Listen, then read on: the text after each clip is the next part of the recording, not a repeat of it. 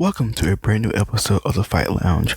On this episode, I will be talking about UFC 236 that is happening this Saturday on April 13th in Atlanta, Georgia. The event will be airing live on ESPN+.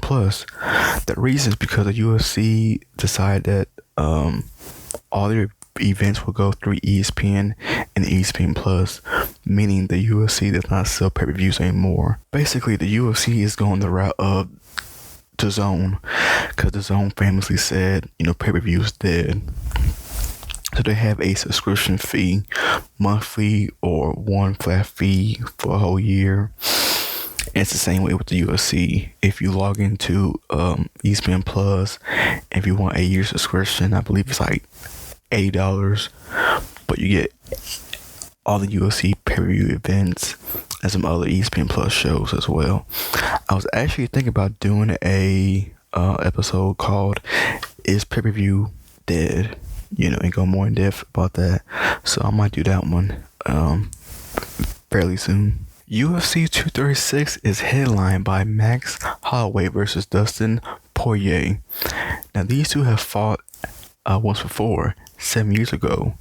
So this is an epic rematch, except this time they're fighting for the interim UFC Lightweight Championship. UFC 236 is a historic event because not only will the lightweight championship be an interim championship, but the middleweight championship will be an interim as well. This is the first time where two interim championships will be defended at the same event. So UFC 236 headline and co-main event are both for interim championship belts. I'm gonna go ahead and jump into the main event, which is Max Holloway versus the Dustin Poirier 2. Like I mentioned earlier, these two have fought before. It was 7 years ago in 2012 at UFC 143. Now you can't judge these fighters based on the first encounter with each other because they were just 20 and 23 years old at the time. Now in that fight, Dustin Poirier did get the better of Max Holloway because he had a victory in round 1 by way of submission. You can actually go and watch this fight for free on the UFC YouTube channel. In that fight, Max Holloway was outstriking Dustin. Like, Max Holloway was 20 years old, but now seeing how much better he has gotten, like we have seen, like, their early stages of the elite striking. He was just outstriking Dustin. Dustin could do nothing. So Dustin saw that, and he took him to the ground, and the fight was over because Dustin was passing guard with ease, and he caught Holloway in a arm triangle in the mount position. Now it's clear that this loss made Max Holloway a much better fighter because since 2014, Max Holloway is currently on a 13-fight winning streak with notable wins over Brian Ortega, Jose Aldo, Cus Swanson, and Anthony Showtime Pettis. Dustin Poirier, on the other hand, since 2014, has 9 wins, 2 losses, 1 draw, had notable wins over Eddie Alvarez, Anthony Pettis, and Jim Miller. And currently heading into UFC 236, Dustin Poirier is currently on a 3-fight winning streak. I'm very excited about this fight, man. If you saw Max Holloway versus Brian Ortega, you can just see how elite Matt Holloway is. Like, this dude's the real deal. Like, he deserves to be in the pound for pound category. Definitely top 5. If he defeats Dustin Poirier and avenge his loss, you gotta give him he has to be up there top 5. He'll be on a 14-fight winning streak, and let me see how many finishes he has. Just 1 second, I'm gonna do some research. I apologize, but let me see, because he destroyed Jose Aldo. How many straight finishes does he have? Okay, 4 straight finishes. Anthony Pettis, Jose Aldo twice, and Brian Ortega. That's 4 straight finishes, man. And he looked elite, untouchable in all 4 of those fights. And again, that's not nothing against Dustin, because that's not a bad record. 9 wins. One of his losses did come from Conor McGregor. So if you're going to lose to somebody who's great. But I just think this is, we are in the blessed era. I really think Max Holloway is that dude. I think he will be, what's all said and done, he will be part of the all-time greats. Up there with John Jones, GSP, Anderson Silva, and even Demetrius Johnson in terms of championships defended. Because I do not see Dustin Poirier defeating him. Now, in the 7 years, I hope Max Holloway's takedown defense and ground game has become a lot better. And he was 20 years old when he lost to Poirier. And I believe in the broadcast, Joe Rogan said he was a white belt. So, get comes some slack. But if Poirier cannot take down Max Holloway's gonna win. He's an elite striker. He's a vicious striker. And one thing I like about him, he doesn't go head hunting, because he repeatedly hurt Brian Ortega, and he was messing him up, but he didn't overcompensate. He didn't panic and just throw anything. He was very technical. He was killing him with body shots.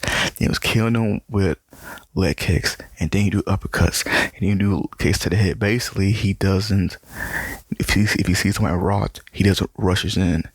So he knows he has all 5 rounds to defeat his opponent.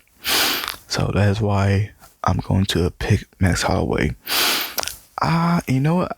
I'm gonna say he's going to knock him out again. I believe it will be a finish. Dustin Poirier, I'll say a 3rd round.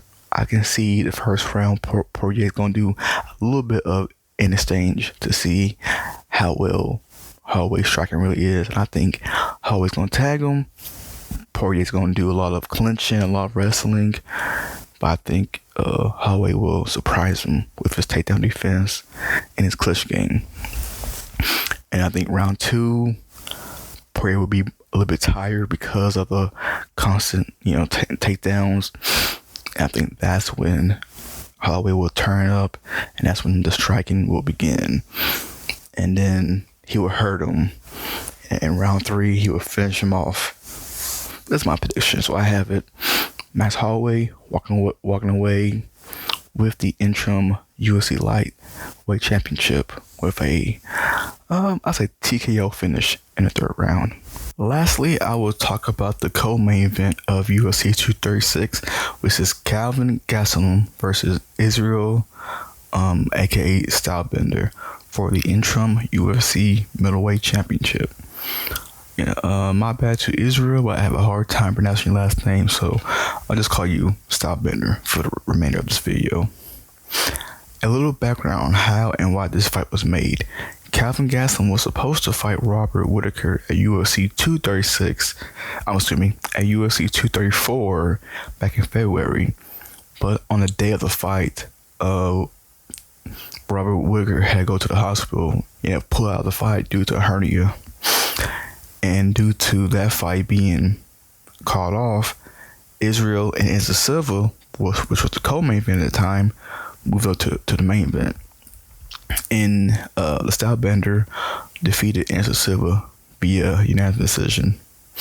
After the fight, Israel called out Kelvin because for the whole day, Kelvin was walking around with Henry Cejudo's belt, pretending that it was a UFC Middleweight Championship. And Kelvin proclaimed himself the real champion since Robert didn't show up. So that was the planted seed. Israel called him out, and then they showed a camera with him in the crowd having the championship. So that was the seed, that was playing out into all this. Robert Whittaker is currently healing and recovering from surgery.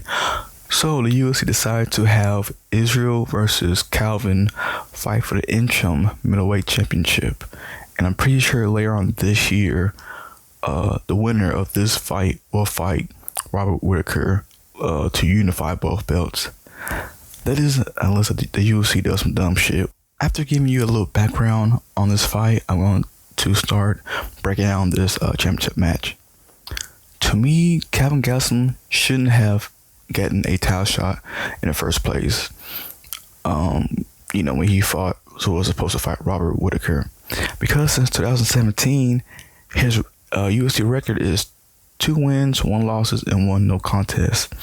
Now, to be fair to Kevin, he did knock out Vitor Belfort, but the knockout was overturned to a no contest because Kelvin failed a drug test, which I believe was weed. So it's not like steroids, nothing like that. I believe so. If I'm wrong, correct me. So technically, Kelvin is 3 wins and 1 losses. But even with that, the record isn't that great or that impressive for someone to get a title shot. I mean, look at all the other divisions. Somebody being 3-1 and get a title shot. No. And not only that, he did lose to Chris Weidman, like pretty bad. Like it was one-sided, so kind of, he should have not started from the very end, but the momentum, The Stylebender's record, on the other hand, is very impressive. It is a perfect 16-0 MMA record. And Israel is on a 5-fight winning streak since joining the UFC in 2018. Now, both these guys are strikers, so I don't plan to see on a lot of wrestling. If I do, it'll be on Kelvin's end if Israel is just outstriking him. But both guys are strikers. And not only that, they have 2 complete different styles. Gastelum is more of a power, aggressor, coming forward striker. Like he doesn't care what you throw. He's going to throw his punches. Israel, on the other hand, he frustrates his opponents with his unorthodox punches and kicks. If you look at the Anderson fight, for example, he used a lot of counterattacks, but he would just sit back and wait.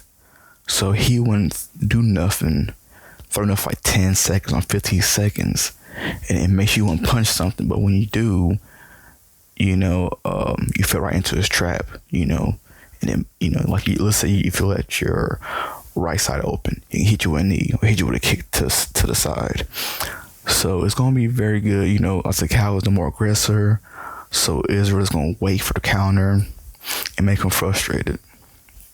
Another thing that's going to be in Israel's favor is Kelvin Gastelum was first a welterweight, but he couldn't make weight, so he moved up. So this isn't really his true division, his true weight class. Stylebender has a significant reach advantage over Kelvin Gastelum. I believe it's like an 8-inch reach advantage. And he's taller. Israel's 6'4", while Kelvin is 5'9". Like I mentioned earlier, Kelvin Gastelum's only loss in the middleweight division was against Chris Weidman. And if you go back and watch that fight, Chris and Kelvin, it looks like they don't even belong in the same weight division. Like Chris looked huge against him, and so he struggled against that. Chris used his wrestling, and that was it. I think because Chris was bigger, he could absorb the punches more, and that is going to play a factor in the fight. This fight's gonna be very fun to watch. I can't wait. Like, this is the first time in a long time that the co-main event and the main event had me hype. And truthfully, I'm not rooting for anybody. I just want to see a great fight. I know both fights is going to deliver. But like I said, the size is going to play a big factor. And with Israel with the long reach advantage, probably by legs too. I know he has arm reach advantage. And like I said, Gastelum struggles against fighters who's just much bigger than he is. I think he's going to lose. So my pick is Stylebender with the victory, TKO in the second round. Kelvin will put up a great fight. Like I said, he has heart and he has power. So he's only like one punch away from coming back or winning the fight. But as they say, a good big man beats a good small man. And that would do for today's episode. This weekend is filled with great fights and huge events. There's fighting events going on ESPN Plus on Friday. There's a huge, arguably the biggest women's match in the history of women's boxing. That's going to be on Showtime Saturday. And of course, UFC 236 will be on ESPN Plus Saturday. So it's a great fight weekend, man. Even if you can't watch all three, definitely watch UFC 236 because the winner of the Dustin Poirier Max Holloway probably gonna fight either Connor or Habib whenever the suspension is over. So that match is pretty important. And then the winner of Israel versus Gastelum, most likely they will fight the winner of, or they will fight Robert Whittaker to unify the title. So this is a pretty big, pretty important event. Some events you can skip if it's not very big.